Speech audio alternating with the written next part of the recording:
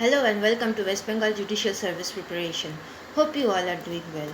So today we are going to discuss about a new topic, that is estoppel.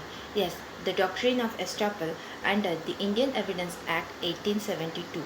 So first of all, let's check out where this word estoppel came from and under what provisions of the Indian Evidence Act the doctrine of estoppel is given. So this word estoppel is derived from a French word estop, which means shut the mouth. Yes, it means shut the mouth. So later in the video, please stay with me. I will discuss about this word, and after seeing this video, you will get to understand why this word means shut the mouth. Next, under the provisions of section 115, section 116 and 117, the doctrine of estoppel is defined by the Indian Evidence Act 1872. Then let's check out the definition of the estoppel. When one person has, by his declaration, act, or omission, intentionally caused or permitted another person to believe a thing to be true and to act upon such belief, neither he nor his representative shall be allowed in any suit or proceeding between himself and such person or his representative to deny the truth of the thing. So, an estoppel is a principle whereby a party is precluded or obstructed from denying the existence of some fact which has been already formally admitted. So this means that if any person by declaration, by act or by any omission intentionally caused or permitted any another person to believe a thing to be true, later he cannot deny that representation. So the foundation of this doctrine is that one person cannot abrogate and reprobate at the same time. So you cannot state a fact at the same time and deny the same fact at the same time.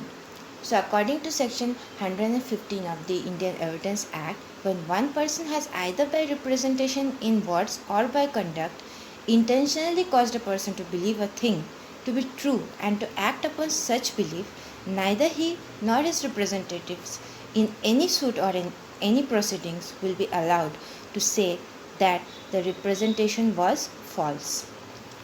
So it can be said that estoppel is a rule of law, but when a person is held bound by representation made by him or arising out of his conduct, he cannot later deny it. Now let us have a look at the essentials of the estoppels. Firstly, there must be a representation. So there must be representation. So the representation can be by a statement, conduct, or even by negligence. So the representation, next essential is that the representation must be intended to act upon.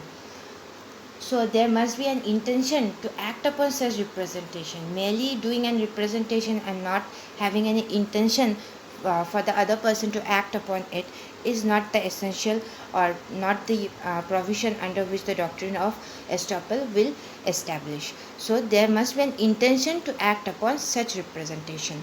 Next we have the representation must be acted upon, and the representation which is made to the other person by some person, that must be acted upon. So a mere representation cannot attract the provisions of estoppel. It must be acted upon. So the representation which is made by one person to another must be acted upon. Mere representation does not attract the doctrine of estoppel unless it is acted upon. So let us understand it by an example. This is a very important example or illustration which always comes in the examination, especially in the compulsory paper of Indian Evidence Act of the West Bengal Judicial Service. This question always appears. So The illustration is as follows, that A intentionally and falsely leads B to believe that certain land belongs to A and thereby induces B to buy and pay for it. The land afterward becomes the property of A and A seeks to set aside the sale on that ground. At the time of sale, he had no title. He must not be allowed to prove his want of title. So here A intentionally and falsely makes B believe that A is the owner of a certain land, and thereby with such representation B buys the land and pays for it. Later A claims to set aside the sale on the ground that at the time of sale he had no title. But the doctrine of estoppel stops him. Here we get acquainted with the word shut the mouth, where here the doctrine of estoppel stops him for proving his want of title. That's why, as I earlier mentioned, that the word of estoppel means shut the mouth. That is, the A is not over here allowed to take such advantages for his want of title. Now let's have a look at the type of estoppels. So estoppels are of various kinds. Firstly, estoppel by record, or also known as estoppel by quasi-record. It is record when it is dealt with the courts and quasi-record when it is dealt with the tribunals. So it relates to the decision of the court which has been adjudicated or finally decided by a court of competent jurisdiction. Next we have the estoppel by deed. This principle is based on the principle that when a person has entered into a solemn engagement by deed, he shall not be permitted to deny any matter which is asserted by him. So by any deed or any form of writing, if any person has asserted something, later on he will not be allowed to deny such facts. Next, we have the estoppel by pious or by conduct. So this principle is applied when one represents any person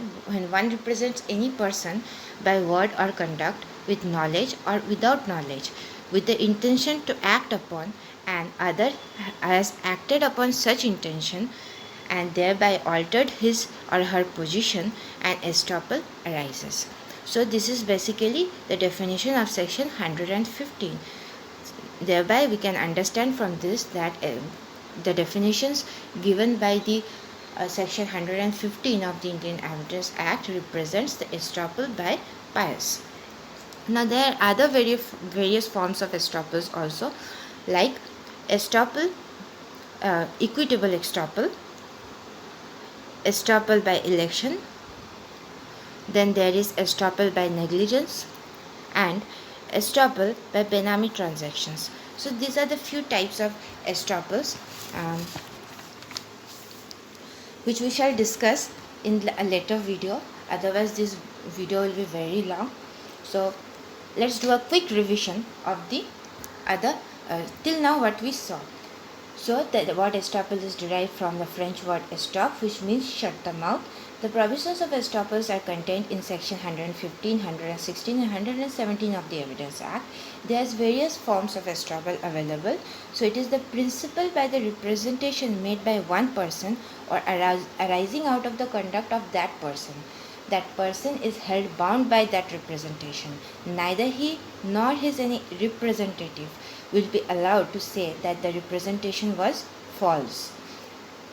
So this is what is the basic concept of estoppel. Hope I have been able to make you understand about estoppel. Thank you for being a patient listener. Hope you like this video. Thank you. Please like, share and subscribe to my channel for more such videos. Happy watching.